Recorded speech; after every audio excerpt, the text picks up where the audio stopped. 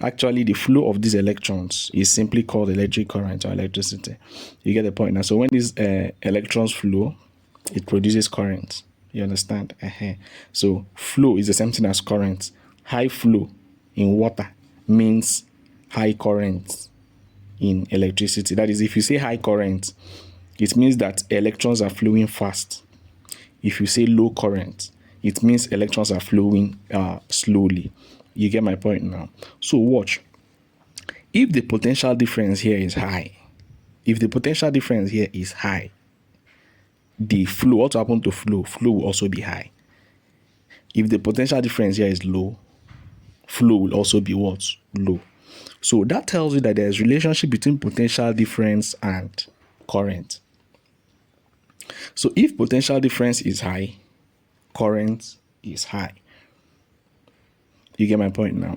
If potential difference is high, current is high. So let's use actually now at this point, this is what we call Ohm's law. This is actually what is called Ohm's law. That when potential difference is high, current is high. That's the simple format of understanding Ohm's law. You understand? Now, the reason I took my time to explain this concept to you is I don't want you to cram what I'm teaching you. I want you to really, really take your time, digest it, understand it. Because sometimes in examinations, examiners don't give you straight questions. Sometimes they could twist it, and we are going to see such questions. I think there's one instance of such question in a past question.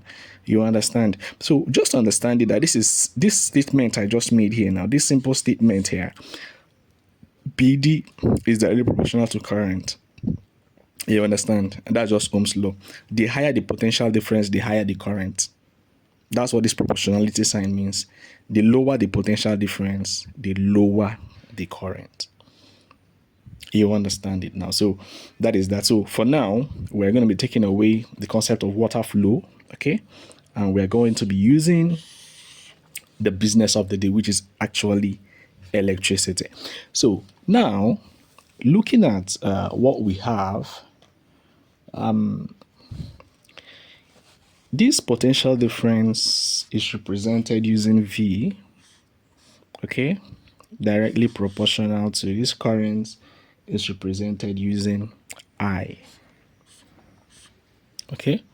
So actually, we call this Ohm's law. Ohm's law. Okay? So this is one way you can represent Ohm's law mathematically. Okay? I'll give you the verbal description, the non-mathematical description of Ohm's law, but this is the mathematical description that voltage, the potential difference applied is directly proportional to the current. So the higher the voltage, the higher the current. The lower the voltage, the lower the current. That is just Ohm's law. Mathematically, we're going to look at the one that is not mathematical later on. Now, you should have understood before now that, so this is one way of representing Ohm's law. I'm going to look at some other ways of representing it. Now, let's try to move on a little bit. So this is Ohm's law. Okay, that's Ohm's law.